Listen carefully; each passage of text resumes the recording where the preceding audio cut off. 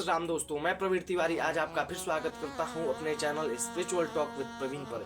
यदि आप हमारे चैनल पर नए हैं तो हमारे चैनल को सब्सक्राइब कर दे और हमारे वीडियो को लाइक कर दे। आपका एक लाइक हमारे मनोबल को बढ़ाता है। आज के इस वीडियो में हम लोग श्री सत्यनारायण व्रत कथा को श्रवण करेंगे। श्री सत्यनारायण व्रत कथा को पंडित जी आते हैं लोग और संस्कृत में कह करके चले आते हैं, ऊपर से निकल जाता है। इसलिए मैंने निर्णय लिया कि श्री सत्यनारायण व्रत कथा को मैं हिंदी में अपने चैनल पर सुनाऊंगा और समझाऊंगा। श्री सत्यनारायण व्रत कथा क्या है, व्रत कथा को कैसे करें, व्रत कथा की विधि क्या है, इन सभी बातों को, इन सभी कथा को हम लोग श्रवण करेंगे।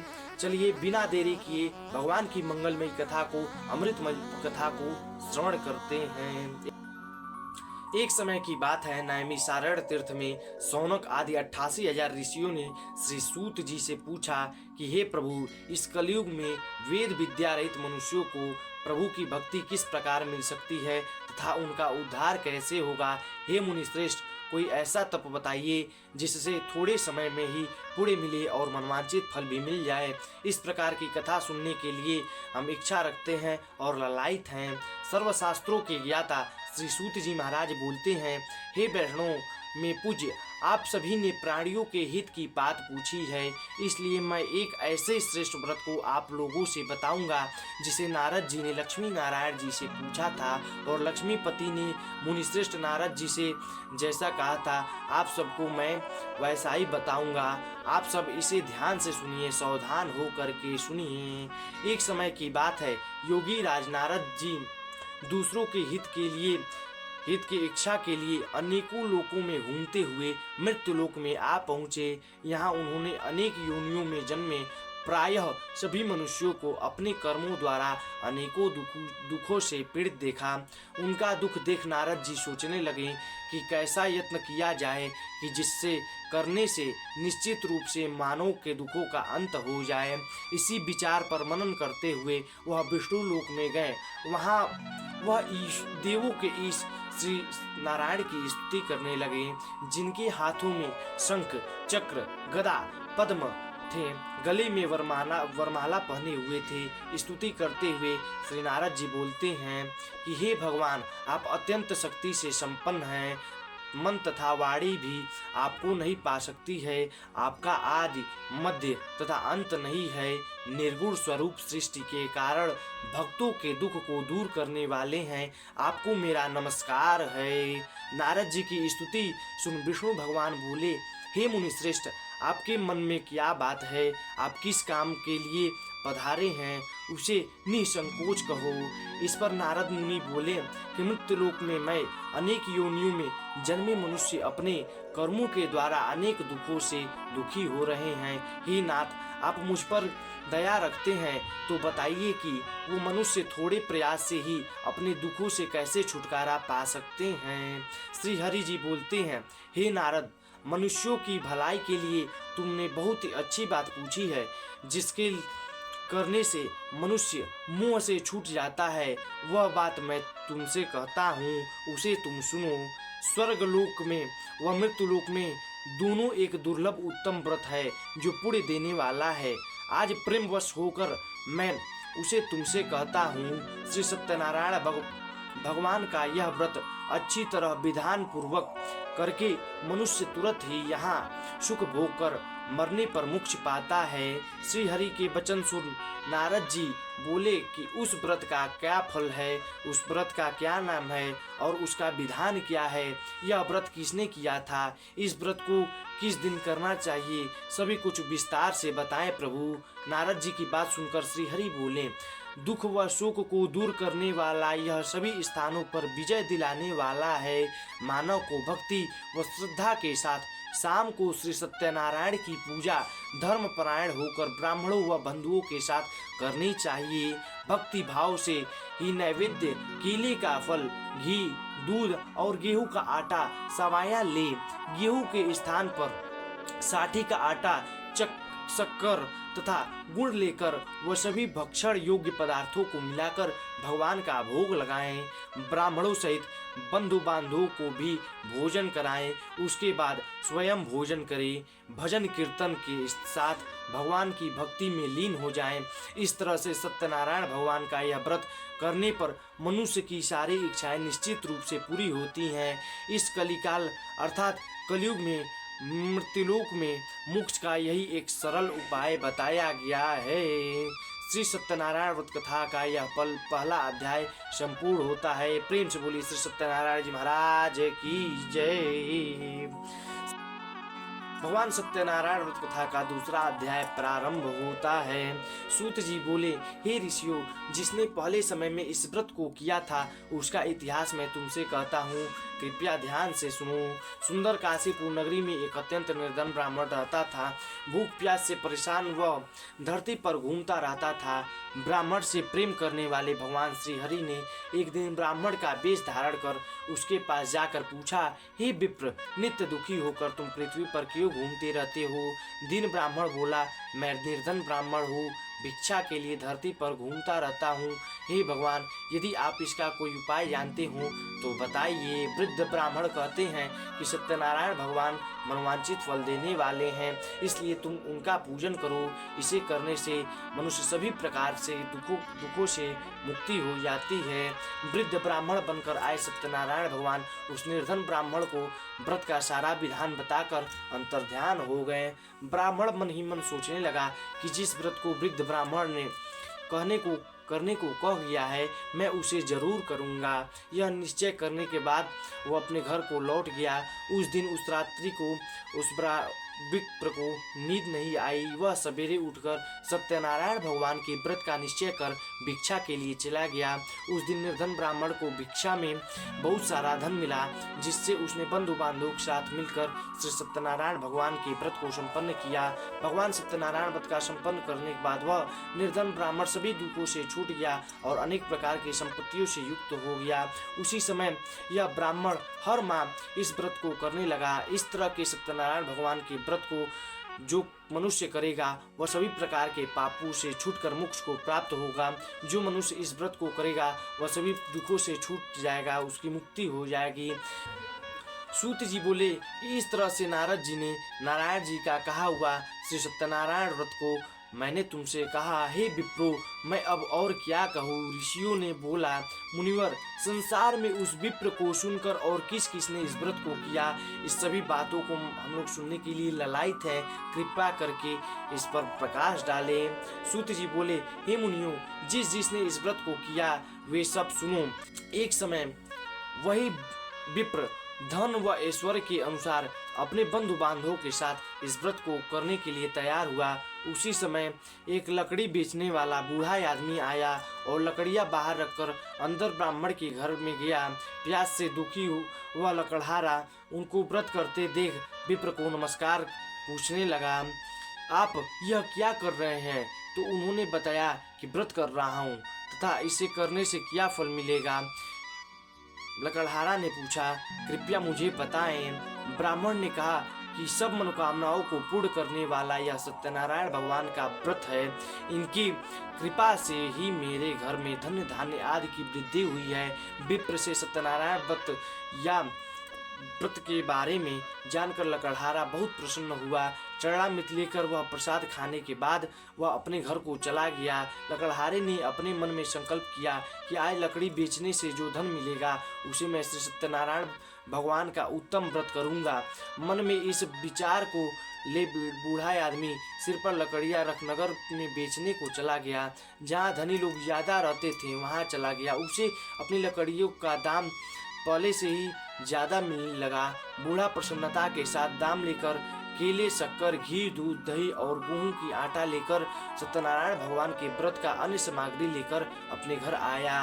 वहां उसने अपने बंधु बांधवों को बुलाकर विधि विधान से सत्यनारायण भगवान का पूजन और व्रत किया। इस व्रत के प्रभाव से वह बूढ़ा लकड़हारा धन पुत्र आदि से युक्त होकर संसार के समस्त सुख को भोग कर अंत में वैकुंठ को चला गया। श्री सत्यनारायण व्रत कथा का यह दूसरा अध्याय संपूर्ण होता है। बोलिए श्री सत्यनारायण भगवान की जय। सत्यनारायण भगवान व्रत कथा का तीसरा अध्याय प्रारंभ होता है। श्री सूत जी बोले, हे श्रेष्ठ मुनियों, अब आगे की कथा मैं कहता हूँ। पहले समय में उल्का मुख नाम का एक बुद्धिमान राजा रहता था। वो सत्यवक्ता और जितेंद्रिय था। प्रतिदिन देव स्थानों पर जाता और निर्धनों को धन देकर उनके कष्ट को दूर करता था। उसकी पत्नी कमल के समान मुख वाली तथा सती साध्वी थी। भद्रशिला नदी के तट पर उन दोनों ने श्री सत्यनारायण भगवान का व्रत किया। उस समय साधु नाम का एक वैश्य आया। उसके पास व्यापार करने के लिए बहुत सा धन भी था। राजा को व्रत करते देखकर वह विनय से पूछने लगा कि हे राजन, भक्ति भाव से पूर्ण होकर आप यह क्या कर रहे हैं? मैं सुनने की इच्छा रखता हूँ, तो आप कृपया करके मुझे बताएं। राजा बोला, हे साधु, मैं अपने बंधु बांधवों के साथ पुत्रादि की प्राप्ति के लिए एक महाशक्ति श्री सत्यनारायण भगवान का व्रत और पूजन कर रहा हूँ। राजा का वचन सुन साधु आदर से बोला, हे राजन, मुझे इस व्रत का सारा विधान कहिए। आपके कथानुसार मैं भी इस व्रत को करूंगा। मेरी भी कोई संतान नहीं है और इस व्रत को करने से निश्चित रूप से मुझे संतान की प्राप्ति होगी, इसमें कोई संशय नहीं है। राजा से व्रत का सारा विधान सुन व्यापार से निवृत्त होकर वह अपने घर को गया। साधु वैश्य ने अपनी पत्नी को संतान देने वाले इस व्रत का वर्णन कह सुनाया और कहा कि जब मेरी संतान होगी तब मैं इस व्रत को करूंगा। साधु नामक वैश्य ने इस तरह के वचन अपनी पत्नी लीलावती से कहने के लिए कहा। एक दिन लीलावती पति के साथ आनंदित होकर संसारिक धर्म में प्रवृत्त होकर सत्यनारायण भगवान की कृपा से गर्भवती हो गई। 10वें महीने में उसके गर्भ से एक सुंदर कन्या का जन्म हुआ। दिनों दिन वह ऐसे बढ़ने लगी कि शुक्ल पक्ष की चंद्रमा बढ़ता है। माता पिता ने अपने कन्या का नाम कलावती रखा। एक दिन लीलावती ने मीठे शब्दों में अपने पति को याद दिलाया और कहा कि आपने सत्यनारायण भगवान के जिस व्रत को करने का संकल्प किया था उसे करने का समय आ गया है, आप इस व्रत को करिए। साधु बोला कि हे प्रिय, इस व्रत को मैं उसके विवाह पर करूंगा। इस प्रकार अपनी पत्नी को आश्वासन देकर वह नगर को चला गया। कलावती पिता के घर में रह वृद्धि को प्राप्त हो गई। साधु ने एक बार नगर में अपनी कन्या को सखियों के साथ देखा तो तुरंत ही दूत को बुलाया और कहा कि मेरी कन्या की योग्य वर देख कर आओ। साधु की बात सुनकर दूत कंचन नगर में पहुंचा और वहां देखभाल कर लड़की सुयोग्य बड़े पुत्र को ले आया। सुयोग्य लड़के को देखकर साधु ने बंधु बांधवों को बुलाकर अपनी पुत्री का विवाह कर दिया। लेकिन दुर्भाग्य की बात है कि साधु ने अभी भी अपने संकल्प को पूरा नहीं किया, सत्यनारायण भगवान का व्रत नहीं किया। इस पर श्री भगवान क्रोधित हो गए और श्राप दे दिया। साधु को अत्यधिक दुख मिले। अपने कार्य में कुशल साधु बनिया जमाई को लेकर समुद्र के पास स्थित होकर रत्नसारपुरक नामक नगर में गया। वहां जाकर दामाद ससुर दोनों मिलकर चंद्रकेतु राजा के नगर में व्यापार करने लगे। एक दिन भगवान सत्यनारायण की माया से एक चोर राजा की धन चुराकर भाग रहा था। उसने राजा के सिपाहियों को अपना पीछा करते देख चुराया हुआ धन वह वहां रख दिया जहां साधु ने अपने जमाई के साथ ठहरा हुआ था। राजा के सिपाहियों ने साधु वैश्य के पास जाकर धन देखा पड़ा तो वह ससुर जमाई दोनों को बांधकर प्रसन्नता से राजा के पास ले गए और कहा कि उन दोनों चोरों को हम पकड़ लाए हैं, आप आगे की कार्यवाही की आज्ञा दें। राजा की आज्ञा से उन दोनों को कठिन कारावास में डाल दिया गया और उनका सारा धन भी उनसे छीन लिया गया। सत्यनारायण भगवान के श्राप से साधु की पत्नी भी बहुत दुखी हो गई। घर में धन रखा था उसे चोर चुरा ले गए। शारीरिक तथा मानसिक पीड़ा व भूख प्यास से अति दुखी होकर अन्न की चिंता में कलावती ब्राह्मण के घर गई। वहां उसने सत्यनारायण भगवान का व्रत होते देखा। फिर कथा भी सुनी। वहां प्रसाद ग्रहण किया। वह रात को घर वापिस आई। माता की कलावती से पूछने पर वह पुत्री, अब तक तुम कहाँ थी? मेरे तेरे मन में क्या है? कलावती ने अपनी माता से कहा, हे माता, मैंने एक ब्राह्मण के घर श्री सत्यनारायण भगवान के व्रत को देखा। कन्या के वचन सुन लीलावती भगवान के पूजन की तैयारी करने लगी। लीलावती ने परिवार व बंधु बांधवों के साथ सत्यनारायण भगवान का पूजन किया और उनसे वर मांगी कि मेरे पति तथा जमाई शीघ्र घर आ जाएं। साथ ही यह भी प्रार्थना की कि हम सबका अपराध क्षमा करें। श्री सत्यनारायण भगवान इस व्रत से संतुष्ट हो गए और राजा चंद्रकेतु को सपने में दर्शन देकर कहा, ये राजन, तुम उन दोनों वैश्यों को छोड़ दो और तुम उनका जो भी धन लिए थे उसे वापस कर दो। अगर ऐसा नहीं किया तो तुम्हारा सारा धन और राज व संतान सभी नष्ट कर दूंगा। राजा को यह सब कहकर भगवान श्री सत्यनारायण अंतर्ध्यान हो गए। प्रातः काल सभा में राजा अपना सपना सुनाया, फिर बोले कि बड़े पुत्रों को कैद से मुक्त कर सभा में ले आओ। दोनों आते ही राजा को प्रणाम किया। राजा मीठी वाणी में बोले कि हे महानुभावों, महावैश्य, ऐसा कठिन दुख मैं तुम्हें प्राप्त किया, लेकिन अब तुम्हें ऐसा कोई भय नहीं। ऐसा कहकर राजा ने उन दोनों के लिए नए वस्त्र आभूषण भी पहनाए। जितना धन लिया था उससे दुगुना धन वापिस कर दिया। दोनों वैश्य अपने घर को चल दिए। श्री सत्यनारायण व्रत कथा को तीसरा अध्याय पूरा होता है। बोलिए श्री सत्यनारायण भगवान की जय। श्री सत्यनारायण भगवान की व्रत कथा का चौथा अध्याय प्रारंभ होता है। श्री सूत जी बोलते हैं, वैश्य ने मंगलाचार कर अपनी यात्रा आरंभ की और अपने नगर की ओर चल दिए।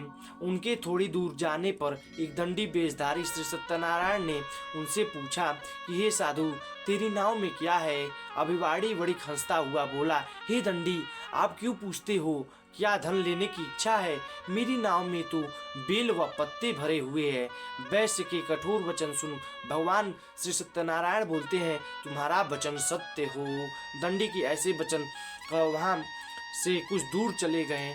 कुछ दूर जाकर समुद्र के किनारे बैठ गए। दंडी के जाने के बाद साधु वैश्य नित्य क्रिया के पश्चात नाव को ऊंची उठते देखकर अनचभा मानकर नाव में बेलपत्ते आदि देखकर वह मूर्छित हो गए, जमीन पर गिर पड़ा। मूर्छा खुलने के बाद वह अत्यंत शोक में डूब गया। तब उसका दामाद बोला कि आप शोक न मनाएं, यह दंडी का शाप है, इसलिए हमें उनकी शरण में जाना चाहिए, तभी हमारी मनोकामना पूर्ण होगी। दामाद की बात सुनकर वह दंडी के पास पहुंचा। अत्यंत भक्ति भाव से नमस्कार करते हुए बोला, मैंने आपसे जो बोला असत्य वचन को कहे थे, इसलिए आप उन वचन को झूठ बना दें और मुझे क्षमा कर दें। ऐसा कहकर महान शोका कुतूर होकर रोने लगा। तब दंडी भगवान बोले, हे बड़े पुत्र, मेरी आज्ञा से बार बार तुम्हें दुख प्राप्त हुआ है, तुम मेरी पूजा से विमुख हुआ।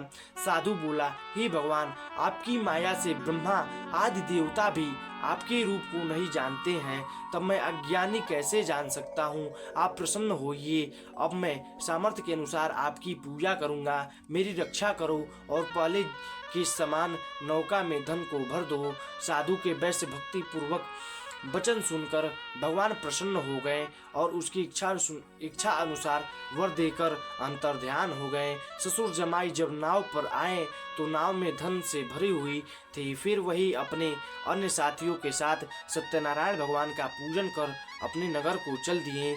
जब नगर के नजदीक पहुंचे तो दूत को घर पर खबर करने के लिए भेज दिया।